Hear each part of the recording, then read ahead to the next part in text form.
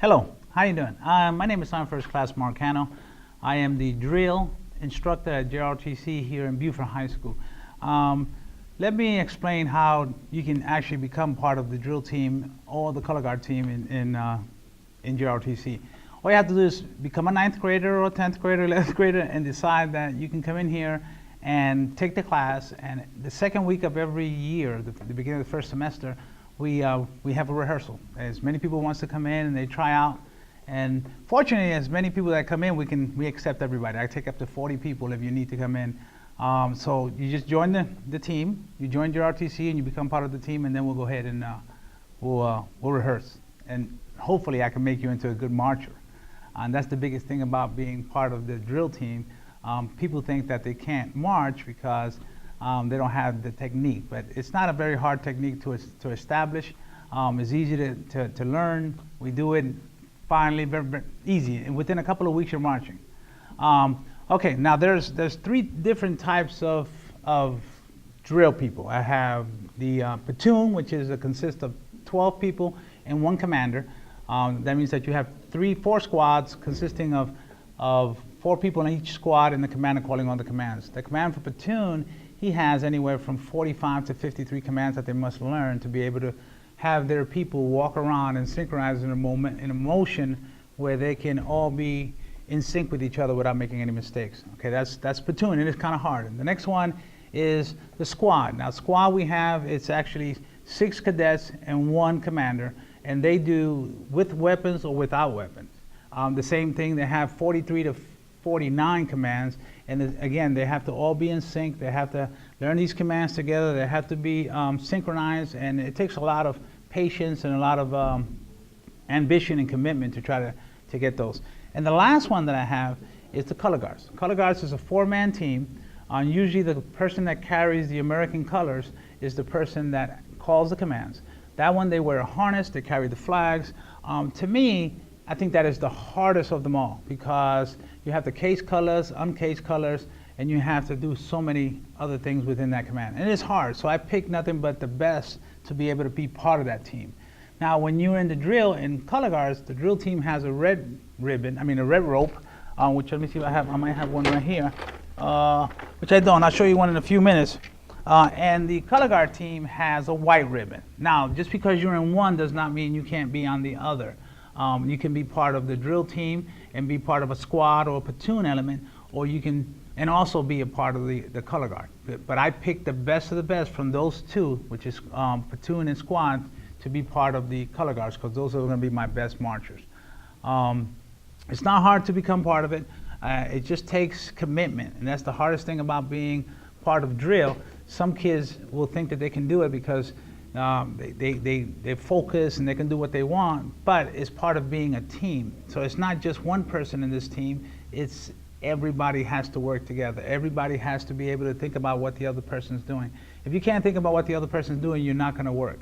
Because when you're being graded, these instructors that are grading you are looking at everybody. So if one person decides to scratch their nose, or some person does a right face when they should have been doing a left face, that's going to hurt the team. Not to hurt that one individual, it's going to hurt the team. Every year we have actually 6 matches that we have here in Lancaster. We do it down at the Legion. What we do is we invite other schools from the district and sometimes from North Carolina. We can have anywhere from 5 schools attend to 8 schools attend. So it is kind of hard. So you don't know how they're competing. So you got to make sure that every time you go in there, you get just a little better to be able to beat the people that you're dealing with. So because you're going to only have 1st place, 2nd place, and 3rd place, and we're doing all these different activities. I'm talking about platoons, squad with weapons, squad without weapons, color guards, and you have sometimes the Air Force comes in and does our competitions. The Marines will come in and do our competitions.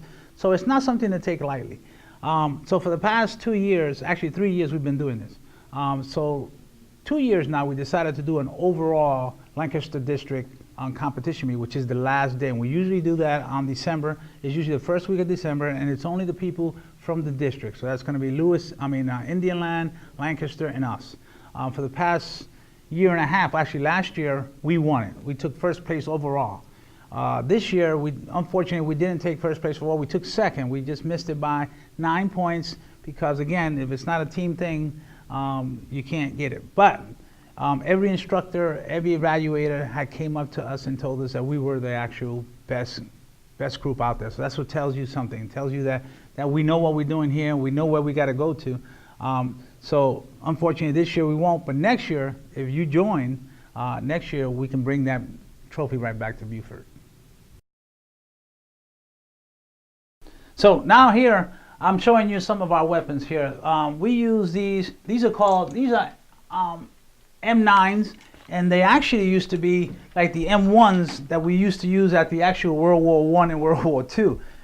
We don't use those anymore, but this weapon right here is what all the cadets that march in with arms competition, which is squad with arms, and sometimes we do platoons with arms.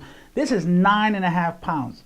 So you can imagine what it takes to carry this around. Or some of the kids learn how to spin this thing around. They spin it, they'll throw it up in the air, they bring it back down. But this is 9.5 pounds. It's not easy. So when we have young kids, young ladies in JROTC that are short, they still manage these weapons. You know why? Because we practice them all the time. You get used to using them.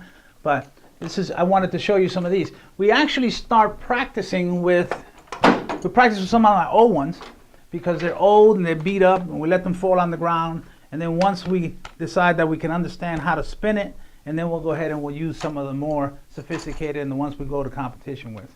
But they're all the same weight, 9.5 pounds. I usually have 45 because JROTC gives us 45, because we can have 40 cadets inside the drill.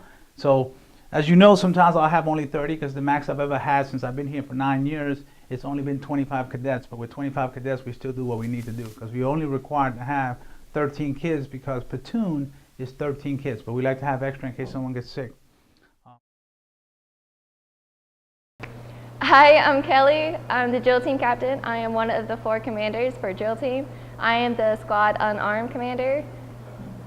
Being drill team captain, that means you have to be accountable for everybody. And it's a team effort, so we depend on everybody to be there at every single practice and like stay through the practice. What I got out of drill team was responsibility, because it's a team effort, like I said, and we just count on everybody to be there. My favorite thing about being on drill team would have to be learning how to march and bettering myself in marching. So I joined the drill team, and I like it because when you join the drill team, you have to learn teamwork, because if you don't do teamwork, then you mess up the whole system of drill. So that's what I like about it. When you join drill team, you learn leadership, you learn to work together, you get more confidence from the competitions we go to. When you do competitions, at first you're nervous, you don't know what to do, but once you get that one competition over, whether you're in the squad or you're the commander, you're like, oh my God, that was cool, I did it myself. No one else, well, everyone else did it, but I was a part of this and I helped. You get to learn different kinds of marching more as a group than by yourself, and it's competition. It's a bunch of competition actually.